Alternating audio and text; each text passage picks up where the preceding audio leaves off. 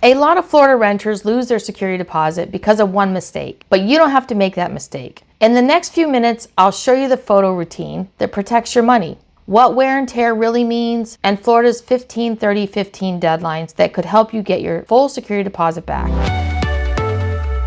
I'm Tammy Calarco, a Miami landlord-tenant attorney. I've represented both sides in these disputes, so I know how the other side plays. Here's what we're going to cover in this video. First, the law on wear and tear versus damages in plain English. Second, the evidence checklist that wins fights. And third, Florida's 15-30-15 deadlines and why timing is everything. Skip this and you could be leaving money on the table. Unfortunately, I've seen it happen hundreds of times, so I can probably guess the situation you're facing. Your deposit might be next month's rent, so when your ex-landlord ghosts you, that stress is real. You start doing the math. Groceries, gas, the new place's bills, while your money sits in someone else's account. I get it. I've handled these fights across South Florida, and I know the traps. More importantly, I know the fix. By the end of this video, you'll know what to photograph, what to save, and when to act. You're not powerless.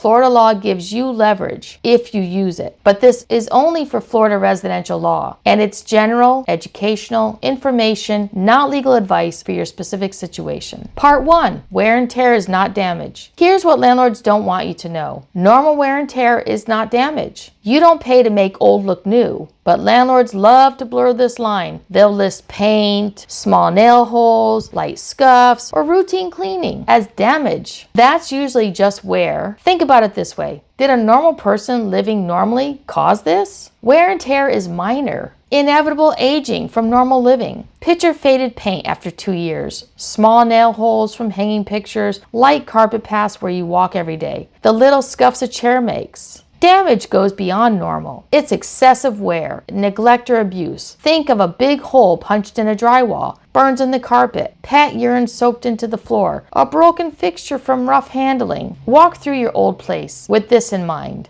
What would you call normal wear? What would you call damage? 3 to 6 small nail holes in a living room? Mild scuffs in the wall in a hallway? Carpet flattening where you walk daily? That's normal wear and tear. Actual damage would be TV mount ripped out, leaving a crater. Red wine stains that won't lift. Blinds with broken or missing slats. Here's your rule of thumb. If a normal cleaning and repaint would take care of it, that's landlord maintenance, not your bill. Part 2. Let's talk about your evidence checklist. But how would you prove you didn't leave damage? Photos are your friends. If it's not in your camera roll, it doesn't exist when money's at stake. Most people think their landlord will be fair. Many are, but I've met a lot that aren't. So here's the 3 photo routine that protects your deposit. Photo type 1, wide angles from each corner. Capture floors, walls, ceilings, windows in every room. Shot 2, close-ups of problem areas, walls and paint, corners, nail holes, scuffs. Appliances,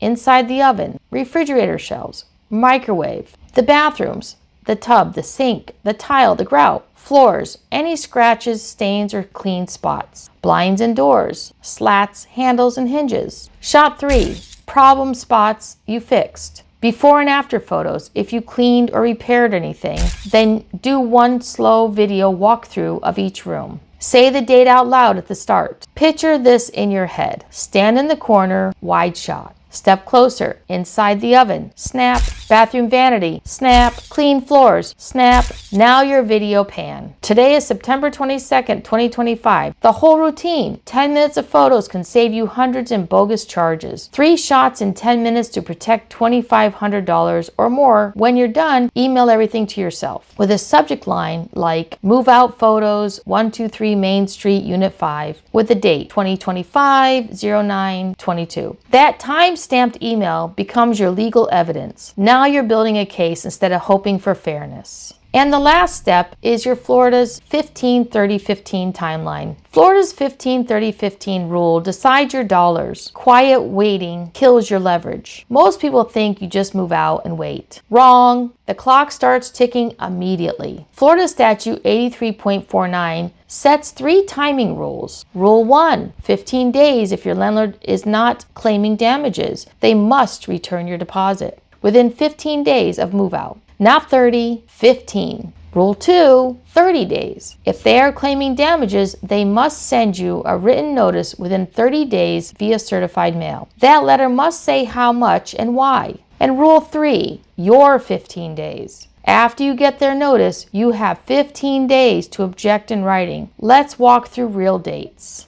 Say you move out on August 31st. That's day 0. No claims from the landlord. You should get your deposit back by September 15th. If there are claims, that letter must arrive by September 30th. Your objection is due 15 days after you receive it. So mark these dates on your own calendar, 15, 30, 15. So what if you don't get a claim letter by day 30? That's good news for you. If they miss their 30-day deadline, they may forfeit the right to keep any of your deposit. But if you miss your 15-day deadline, you may lose the right to fight their deductions without filing a lawsuit. So remember, deadlines decide dollars. I can't tell you how many times a simple 60-second photo tour beat an $800 paint charge. Here's one example. Tenant moved out after 2 years. Landlord sent a claims letter. Paint and cleaning, $800. But this tenant did the 3-shot routine. Wide shots showed normal scuffs. Close-ups proved no real damage. They even had move-in photos showing the paint wasn't new. Within their 15-day window, the tenant sent a calm, factual objection letter quoting wear and tear